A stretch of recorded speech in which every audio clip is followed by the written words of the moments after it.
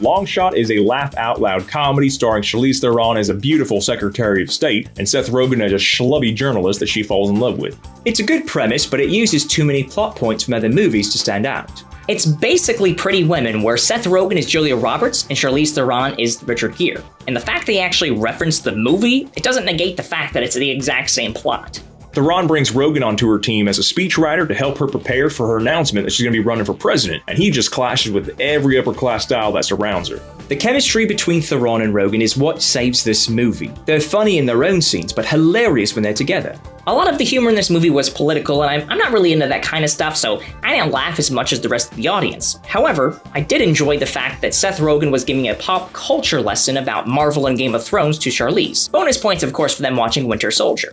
About halfway through, Theron, who's this uptight politician, wants to take these drugs to relax, and things get a little complicated, and it's hilarious. The actors' chemistry together does help you buy into the stereotypical romantic movie plot points of the third act. It's a comedy, and really it's a chick flick. I mean, you have two characters that fall in love, and there's a reason they really can't be together, so there's this artificial rift between them, but then they come to their senses, and everything works out in the end. No surprise, no suspense, same thing as always.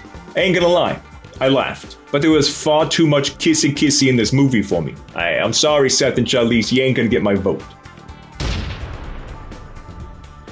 I was laughing my butt off from beginning to end. 9 out of 10. The story won't be remembered, but the chemistry between Theron and Rogen was great. I would be interested to see more films with them together. 7 out of 10. I'm not into the political commentary, but the Game of Thrones and Marvel references, they were enough for me. 6 out of 10. Other than some gross out humor at times, this is nothing more than your standard romance movie chick flick. 3 out of 10.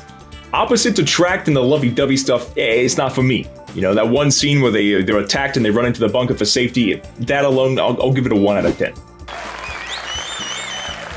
We here at Who's Review give Longshot the overall rating of Pala Chick Flick. There is a lot of political commentary from all points of views throughout this entire movie, as well as a lot of gross out humor. But beneath all of that, you will find your standard romantic movie plot structure. This movie would have been far better off if they avoided becoming that, cliche generic chick flick in the end. That's our review. Let us see yours. Post your own thoughts and share your own video reviews in the comments below. Stay up to date with all things through our social media, especially liking our Facebook page. And as always, thanks for checking us out here at Who's Review, where everyone's a critic.